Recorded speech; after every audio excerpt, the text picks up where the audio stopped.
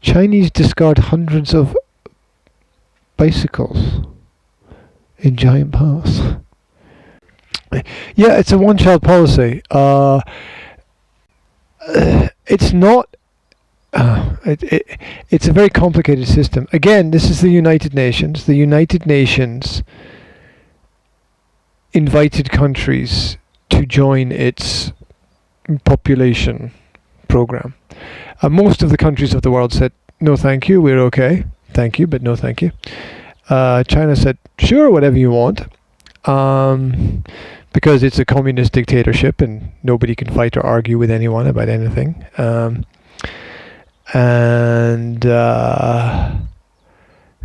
the policy was to force everyone to have only one child. This will stabilize the population. Right. How can you have a stable... first of all, if there's only a one-child policy, why is the population growing? Okay, it shouldn't be growing, so it's not working. Secondly, it's based on payment systems. The more money you pay to the government, the more children you can have. That's it.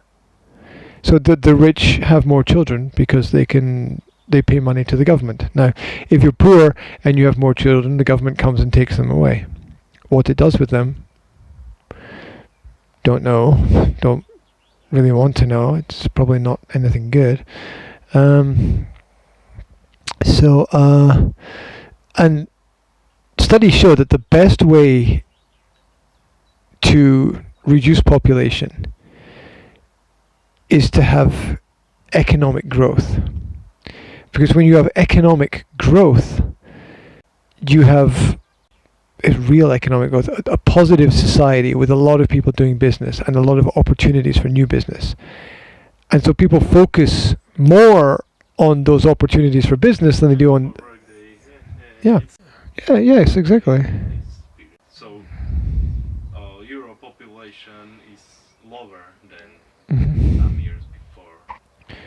You can argue that it's dying as well, because population never stays at the same level. It's never stagnant. You're either going up or you're going down. And what happens is these trends are like they're like waves of over time. And what happens is you get to a point where there's too many people and society begins to slow down and people say, oh, we're gonna have too many people, so we have to reduce the population, and then it reduces, and then you get the opposite. You have the opposite effect of, oh my God, we don't have enough people, we have to have more people, and it goes back up again, and this cycle happens every century basically. So in Europe, especially in Northern Europe, the population is going down, because to have a stable population you need to have more than 2 children on average in society, between 2.1 to 2.4. Now obviously you can't have 0.1 of a child, right? Right, just 10%.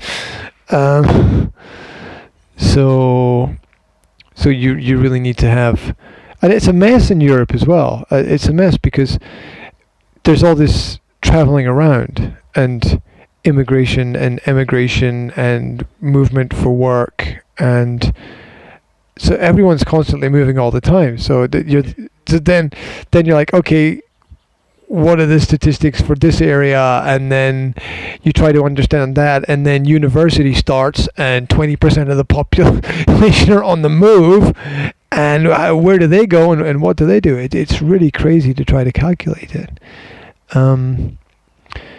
Not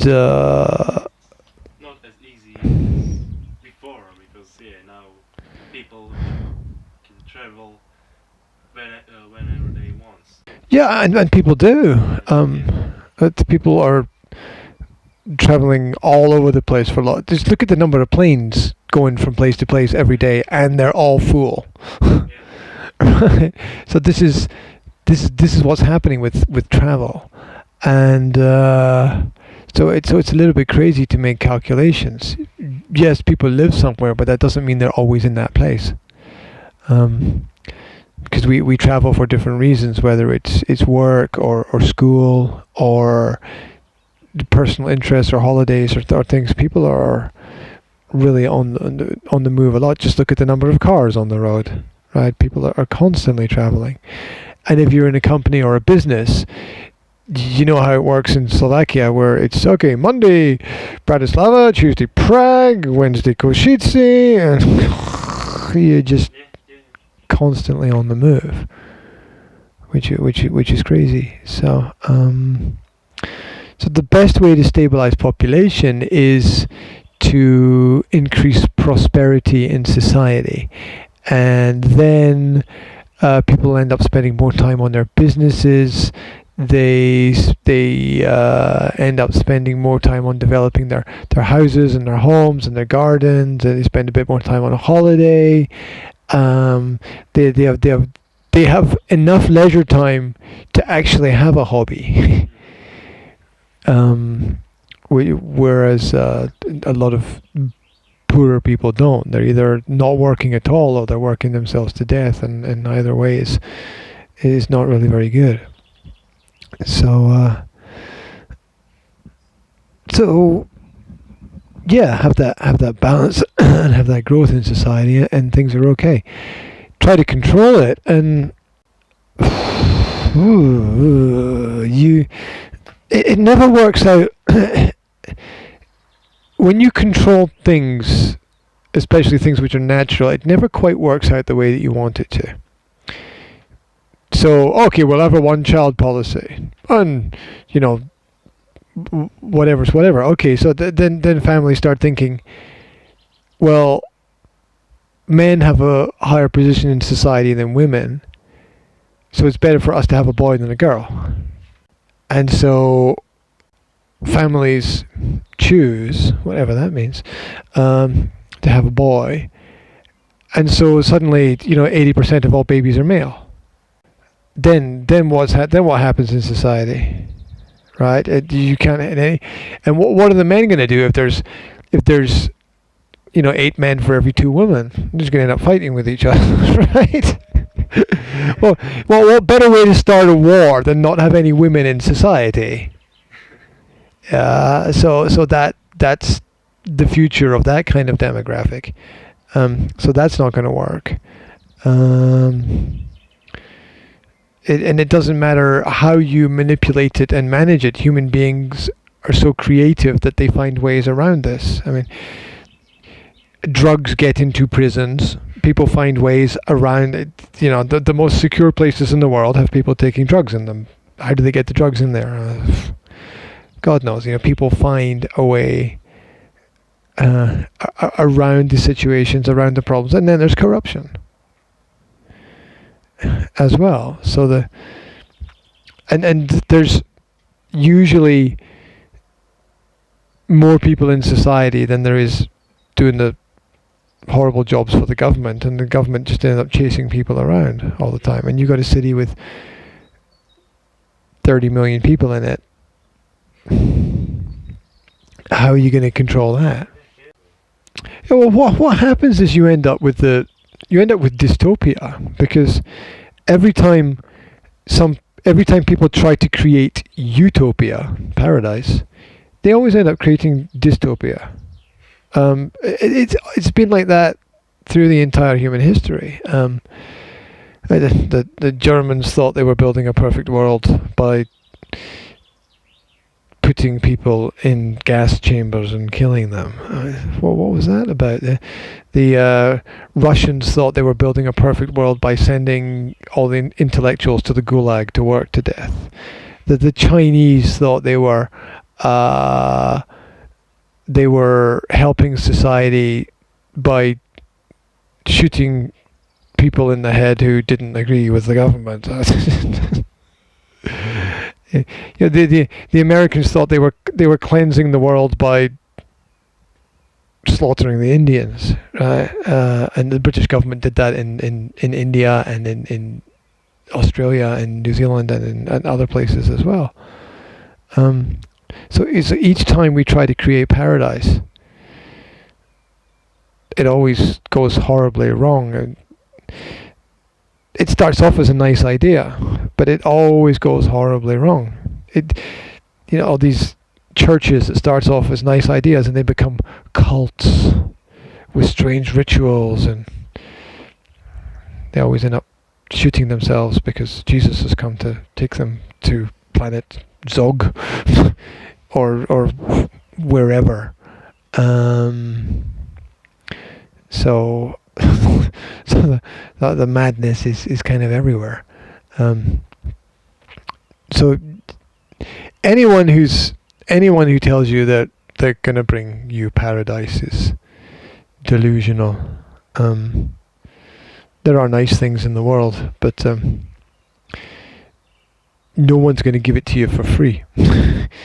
Right? There are great places in the world, but what you have to do is you have to get a job or start a company, and you have to work, and you have to make some money, and then you can buy a ticket to get on the plane to go to one of those nice places.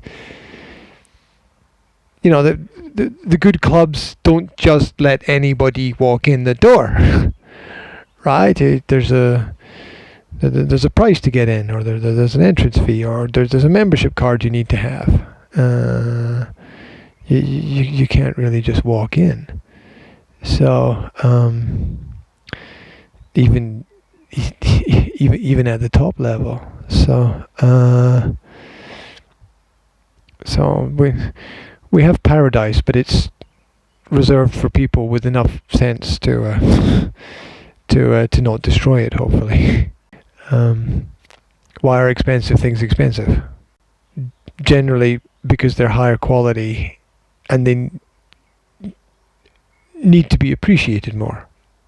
If everybody got a giant flat screen television for free that was, 4K ultra high definition, most people would, within a week, most people would have destroyed them, just because they didn't respect it or something like that. You just the way that we saw the picture of all the bicycles piled on top of each other. It's not my problem. Which is one of the greatest problems in society, is people going, not my problem. They automatically take everything for granted. They just think, this is here for me. Wonderful. I exist, so this must be mine. Hello. And this is my living space, and I can do what I want in my living space, including turning my music up to volume 11, because it's my music space. Yeah, but people live on either side of you. Not my problem. But my music is good music. Right, and according to your view of the world, everything you do is fantastic. Okay. Look, I realize that you are the center of your universe, but there are more universes here. Let's show a little bit of respect. What are you talking about? Why are you making problems? Oh God, here we go again. What do you mean? Do I have to explain it? Do I really have to explain that? Why are you doing? Oh God. So yeah, welcome. And what's that song? And I think to myself, what a wonderful world. They didn't go to China and have a look at what was being created there.